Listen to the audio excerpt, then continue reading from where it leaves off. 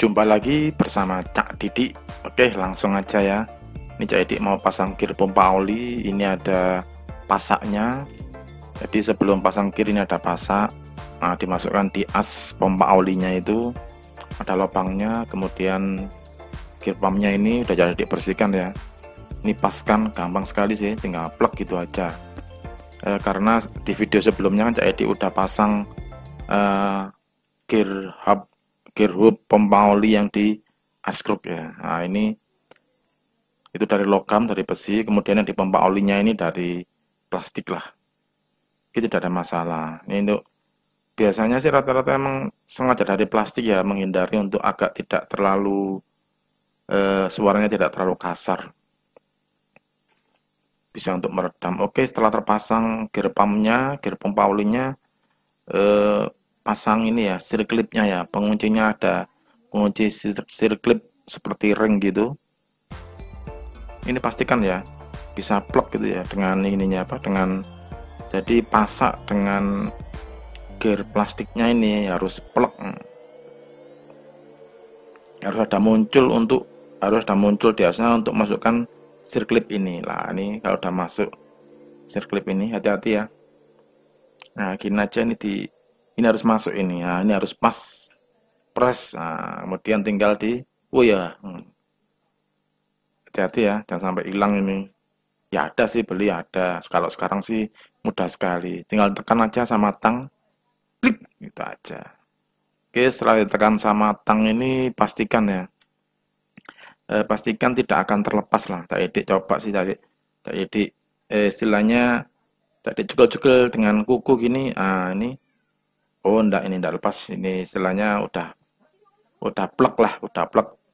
Udah dijamin enggak lepas. Oke, pastikan aja. Karena kalau ini lepas ya udah selesai sudah. Nanti apa?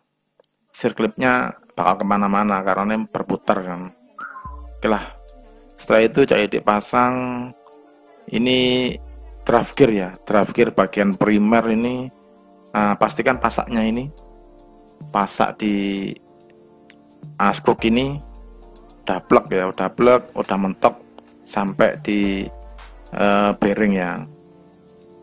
Karena modelnya kalau Suzuki Satria ini ada pasaknya di dalam. Kemudian ring besar agak tebal dikit. Nah, kemudian baru mur. Nah, untuk masukkan putarannya mur askruk ini putarannya terbalik ya.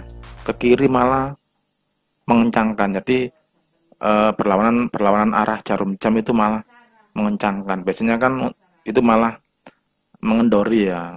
Oke, kemudian jadi dipasang drive gear bagian sekunder, kemudian coupling hose.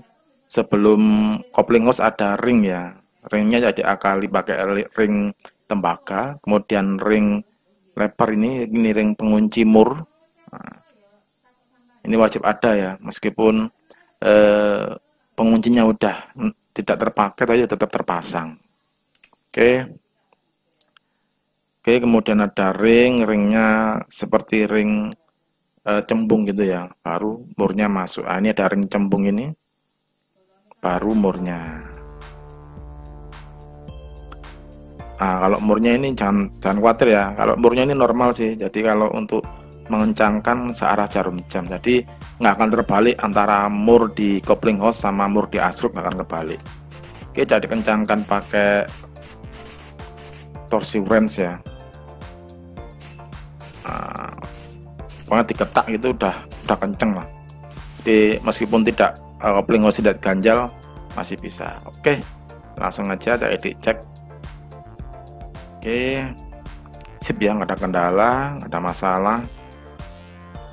Nah, ini emang gerakan keluar masuknya ada di pompa oli ini, nggak masalah, sedikit sekali. Oke, Cak Didik cek putarannya, ini harus lancar putarannya. Nah, nggak boleh seret ya, ini harus lancar. Putaran coupling hose harus lancar.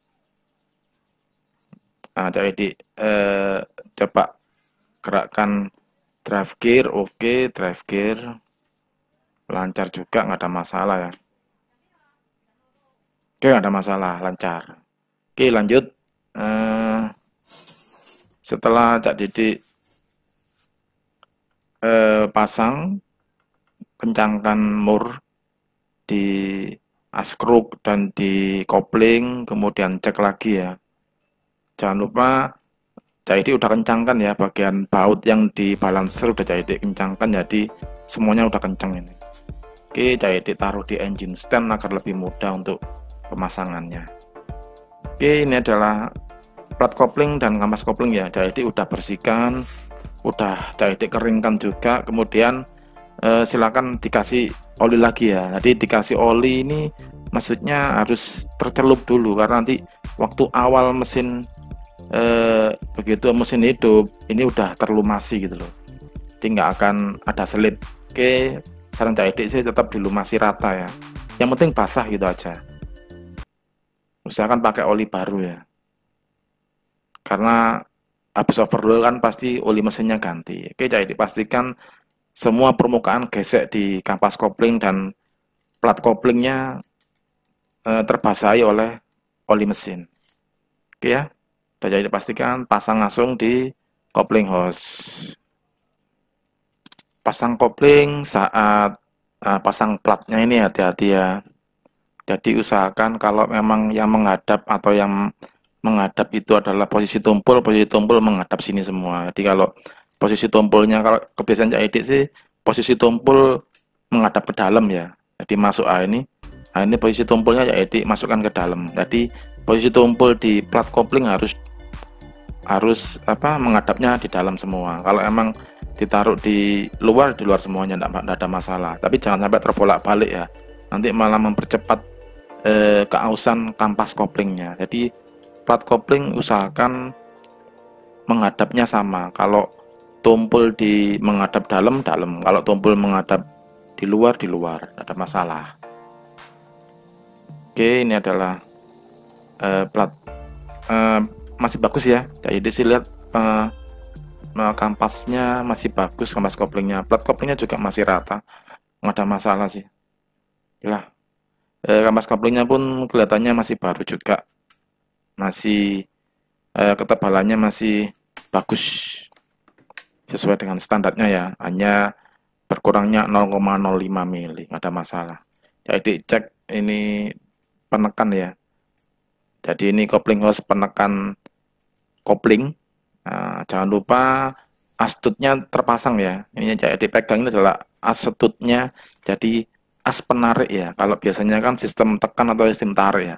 Kebetulan di Satria Fu ini adalah sistem tarik. Jadi as penarik kopling hose-nya jangan sampai lupa terpasang. Oke.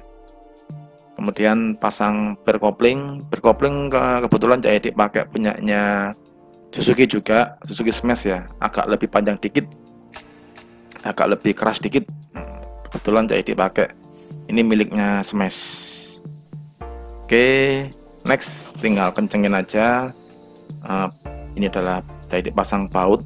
Dia ada 5 buah berkopling dan 5 baut berkopling. Bautnya pun masih ori ya, bawaan motor. Oke, jadi cara Cak Edik sih seperti ini cara pengencangannya ya. Jadi model bintang kan bintang segi 5 ya. Jadi pengencangannya seperti bintang ya, biar agak rata aja. Nah, seperti ini. Nanti bawah, atas, bawah lagi, samping kanan, samping kiri itu. Jadi bergantian.